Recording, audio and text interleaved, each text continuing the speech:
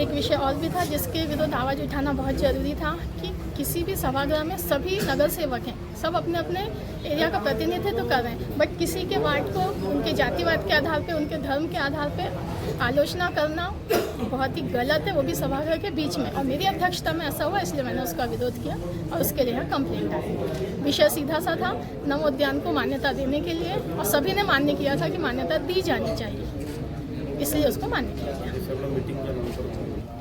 उनका लड़ाई झगड़ा वाद विवाद हुआ, वो मीटिंग खत्म होने के बाद हुआ, वो भी हमारे नगर सेवक मतलब पूरे सभा सदस्यों के साथ साथ जो बाहर की महिलाएं थी वार्ड क्रमांक 3 से, उन महिलाओं के साथ भी अभद्र व्यवहार किया गया। मीटिंग होती, मीटिंगचा विषय होतं नमो उद्यानमध्ये प्रशासकीय व आर्थिक मान्यता देण्याबाबत विषय।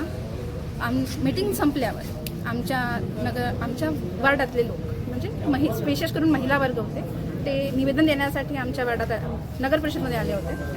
ते मॅडमच्या परमिशन म्हणजे अध्यक्षच्या परमिशनने मीटिंग संपल्यानंतर सीओला भेटायला गेल्यावर तिथे हा सगळा मॅटर घडला। म्हणजे ते जेव्हा अनिल मोटवानी आमच्याच वार्डाचे नगरसेवक आहेत, त्यांना आमचे नगरवासी जाब विचारत असताना मागून भालेराव हे यांनी अपशब्दाचा वापर करून आमच्या नागरिकांना विशेष महिलांना अभद्र भाषेत शिवीगाळ केली, धमकी दिली आणि त्यांना तो कोणत्याही मॅटरमध्ये इन्व्हॉल्व नसतानाही त्यांनी स्वतःहून त्या मॅटरमध्ये त्यांनी आपला हस्तक्षेप केला व आमच्या महिलांना जे नाही बोलायचं तेही बोलले आणि विशेष करून आमच्या जातीविषयी की तुमचा गार्डन दलित वस्तीत येतो आणि आम्ही तुमचा तो गार्डन होऊ देणार नाही असे त्यांचे जे शब्द आहेत ते आम्ही खपवून घेणार नाही आहे। म्हणून आम्ही इथपर्यंत आज त्यांच्या विशेष करून त्यांच्या वर्तनाविषयी आम्ही इथपर्यंत पोहोचलो। तुमच्यासोबत सांगताना मला गर्व वाटतो की आमच्या अध्यक्ष यांनी आमच्या सर्व महिला सदस्यांचा पाठीराखा करून सोबत राहून स्वतः पुढाकार घेऊन झालेल्या सगळ्या प्रकाराची पोलीस कंप्लेंट आज दिली आणि या सदर प्रकाराला न्याय मिळेल अशीच अपेक्षा मी आज आपल्या माध्यमातून पोलिसांकडून व्यक्त करतो। इथे खेदजनक बाब आहे, या सभागृहात सातत्यानं तिसरी वेळ माझी नगरसेवकाची आहे आणि मी जे नगरसेवक नगराध्यक्षित होऊन गेलेत फार सन्मानाचं वातावरणाचं वाटतं होतं। भाजप हे अपयश पचवू शकून नाही राहिलं आणि कुठून तरी बाहेरून लोक येऊन या सभागृहाला डिस्टर्ब करत आहेत। मग ते धामणगावचे नगराध्यक्ष असतील, त्यांनाही इथे येऊन हस्तक्षेप करायचा, आता रिपोर्ट द्यायची तर नगरपालिकेची गाडी होती, एक महिला नगराध्यक्ष दुसऱ्या महिलांचा सन्मान कसा राखतील। आणि माझ्या भाजपच्या सर्व नेत्यांना प्रतिप्रश्न आहे की आपण जर महिलांचा सन्मान फक्त देखण्यात आणि बोलण्यात ठेवा आणि कृतीत ठेवणार नाही, हे दुःखजनक आहे। आपल्या माध्यमातून चांदूरवासियांना सांगू इच्छितो, एकही रुपया तुमच्या गावात कमी पडू देणार नाही। दुसरा महत्त्वाचा, 5 कोटी रुपये PWDला गेले, कोणीच बोललं नाही आणि 1 कोटी रुपयासाठी एवढं सांगतात की पैसे जातील पैसे जातील पैसे, कुठं जातील पैसे? बाबाजीचा मठ आहे काय? एफिस्टीम फाईलमध्ये नरेंद्र मोदींचं नाव आलं, आम्ही चूप राहिलो, आम्ही सभागृहात म्हणणी दिली। एखाद्या नगरसेवकाने इच्छा करावं आणि विहिरीत नेऊन पैसे टाकावं, आम्ही त्यासोबत विहिरीत पैसे टाकायचे काय? सभागृहाचा हा संविधानात चालतो, 28 कलम त्यात होते, 28 कलमानुसार जी निकष चांदुरात पूर्ण होईल त्या निकषावर जागा निश्चित करणं हे अध्यक्षाचा अधिकार आहे। आणि रोज रोज रोज रोज रोज रोज आम्ही फार चांगलं हे ना काही चांगले थोडी होणार आहे। निवडणुकीला 5 वर्ष आहे, दम असून पुन्हा नगराध्यक्ष लढा, पुन्हा येऊ। आम्ही खेळाडू लोक आहोत, शेतकऱ्याचे पोरं आहोत, काम करून इथं मोठं झालो। आमच्यासारख्या एखाद्या सामान्य कुटुंबातला माणूस नगराध्यक्ष झाला त्याच्या जीवावर येऊन राहील, म्हणजे यांना त्याचेच लोक पाहिजे काय? रावजी शामरावजी त्यांनाच करावं सत्ता।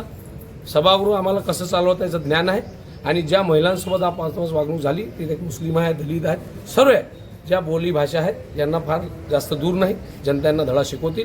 काम करायची पद्धत सर्व नसते, पुन्हा महाराष्ट्रात वादविवाद होतात। लोकसभा स्पीकर ओम बिर्ला म्हणतो खाली बस उठ बस ते चालते, अकोल्याची जिल्हा परिषद महानगरपालिकेत 12 नगरसेवक सस्पेंड करतात ते चालते आणि आमच्या नगरात बस पडलं त्याला राग येऊन राहिला। आणि भोसले पद्धत बघा, ही कुठंतरी अरेरावी थांबली पाहिजे आणि लोकांचा हस्तक्षेप। चांदूर शहर आमचं आहे, या शहरात आम्ही जन्म झालो। 10-20 वर्षाआधी कोणी आलं, एखादा बाप पोलिसात होता, तो इथं आला का तो पोलिसचा गुंडा झाला का? भालेरावचा बाप इथं पोलीसमध्ये होता, 15 वर्षाआधी कुटुंब इथं आले, 10 वर्षात नगरसेवक झाला का तो गावाचा मालक झाला?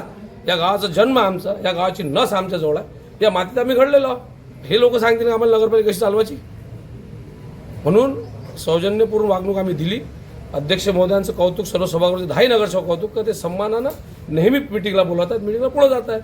आणि याची जर भूमिका त्यांना घ्यायची नसेल तर याला घोडं मैदान दूर नाही. हे जेवढ्या बाता करून राहिले तर विधानसभाही दूर नाही आमच्यासाठी. त्यावेळेस आम्ही निश्चित त्याचा हिशोब घेऊ. चांदूर शहराचा विकास करून देण्यासाठी आम्ही कटिबद्ध आहोत. चांदुराच्या नागरिकांच्या समस्या सोडण्यासाठी कटिबद्ध आहोत. यांनी आपलं अपयश पचवावं, हार मान्य करावं की आपण हारलो आहे. 11 नगरसेवक निवडून आले का बोपनजी झाले का आम्ही म्हणून तसं झालं पाहिजे का, असं कुठं लिहिलं संविधानात? म्हणून ही भूमिका स्पष्ट आहे आणि तेवढीच क्लेशदायी आजचा दिवस आमच्या सर्वांसाठी. इकडं मार सांगायचा राम मंदिर, हनुमानजी हे, आणि इकडं दिसताना भोंगळ कारभार, त्याला दुपट्टे टाकून फिरले नाही पाहिजे. महिलांचा अपमान करणं हे कुठं लिहिलं आहे? मार आपण सांगतो मोदीजी, देवेंद्र फडणवीस सातत्यानं महिला सन्मान चर्चेत आलं पाहिजे.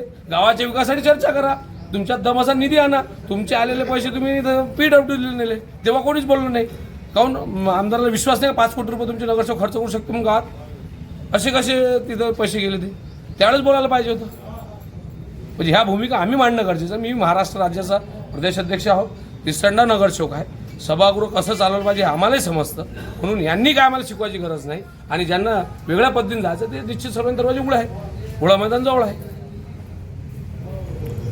2026 रोजी जी सभा ठेवली होती ती तहकूब झाली व तहकूब सभेचं आज कामकाज सुरू असताना नमो उद्यानाच्या विषयावरून दोन्ही पक्षांमध्ये वाद झाले. या वादाचं त्यांचं विकोपाला जाऊन ते वाद पोलीस स्टेशनपर्यंत पोहोचले आहे. माझी सभागृहाला अशीच विनंती आहे किंवा माझी अशीच अपेक्षा आहे की 1965च्या अधिनियमानुसार कामकाज चालावं व सभागृहाचं कामकाज सुरळीत पार पडेल अशी मी सर्वांकडून अपेक्षा व्यक्त करते. धन्यवाद.